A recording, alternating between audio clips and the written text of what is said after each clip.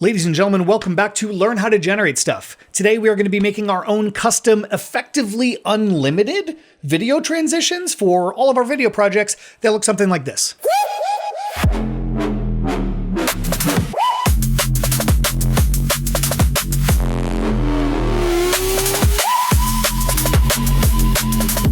I mean, pretty sick if you ask me. Let's jump in.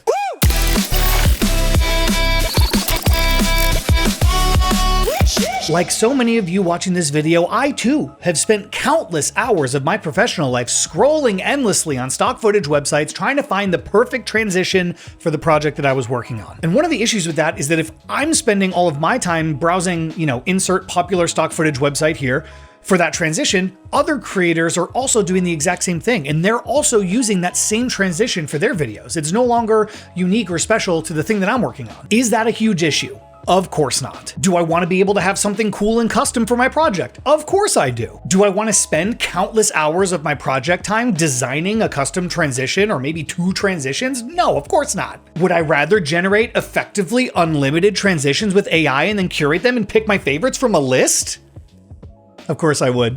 Well, of course, today's your lucky day because I've packaged up all of my favorite transitions that I've made for this tutorial, put them in the video description below so that you can steal them if you want to. And I'm going to show you how to do this yourself right now inside of Runway. And the only thing I ask in return, it's very simple. Just drop a comment in the comment section below, throw a like on this video if you actually like it, and subscribe to the channel if you haven't subscribed already. That's it. Pretty simple ask. We're jumping in. Let's go. Okay, we're going to start by going to runwayml.com and then signing in or signing up if you haven't already. And then under new session, choose video.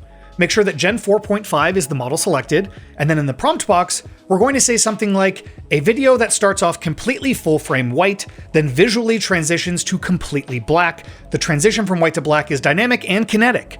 2D vector motion shapes, comma, Luma matte color scheme, comma, whatever idea you have is going to go in this section. Now, of course, you don't have to copy this exact same format, but the thing that you do have to do is you have to tell the model that you want distinctly white and distinctly black elements in your video creation because we're going to use that video as a Luma matte to create our transitions later. And after all of my experimenting, this was kind of the most reliable way I found that you can control what's actually being generated in the video itself. For example, if we add details like the frame rips apart like paper, we get something that looks like this. And if you want to just mass generate completely random visuals, all you have to do is remove the details from the prompt, and then the model will kind of infer the details on their own. There's not going to be any control of what it looks like, but you are still going to get really cool results. Here's a bunch of examples of just that. And now that we've generated some transitions, let's transition into After Effects. Whoa, that was fun. Whoa, sick transition. Thanks, Ian, for that. That was cool. Anyways, we're in After Effects now, and we're going to take one of our output transition examples, and we're just going to drag it right onto this new composition button to create a new composition. And here we have that kind of paper rip texture that we worked on earlier, and I'm going to show you guys exactly how to use this for your project. So the thing that I like to do first and foremost is I like to reinforce the fact that this is a Luma matte by adding a brightness and contrast adjustment right onto our video layer here and increasing the brightness and the contrast to max values. This is essentially going to help iron out some of those shadows that might get incorporated into the video generation. The shadows obviously look very nice because it gives this depth, but what we're doing here is we are effectively creating a transition where we want everything to be fully stark white and stark black in order for this to work the way that it's supposed to. So now that we have our transition down in our timeline, let's add some simple media. I'm just going to add a solid layer here and maybe just some text that says A because this is going to be clip A. And I'm not going to waste your time with this. Let's center that in our composition, make this a pre-comp. Fantastic. This is clip A, and then we're going to do the same thing here with clip B. Let's make this red so we know what we're doing. That goes here. This comes up here. B, fantastic. We're going to scale this up, and then we're going to put it in the middle just like the other one. All right, great. So now we have our two media sources here, A and B, and we're going to transition between them using this video clip. So the first thing that we're going to do is come over here to our first clip, which is A. If I mute this, we have A. Oops. Do we have A? Where'd the blue go? Oh, there it is. All right, perfect. So now we have video A, and we are going to point video A with this track mat to our video. And if you don't have this track mat little pick whip, right down here, there's these little buttons in After Effects that you can expand certain parts of the UI. Just click on these until you see track mat, and then you're gonna pick whip from source A in your project to the transition. And now you're going to change this little icon here from Alpha Matte to Luma Matte. So all you have to do is click on that one little square, and now you will see that this will transition to black, right? This video source A is looking to this transition and using only the white parts of the frame to show our video source A. And now if we enable source B down here, you'll see that we are transitioning seamlessly from A to B. Fantastic, look at this.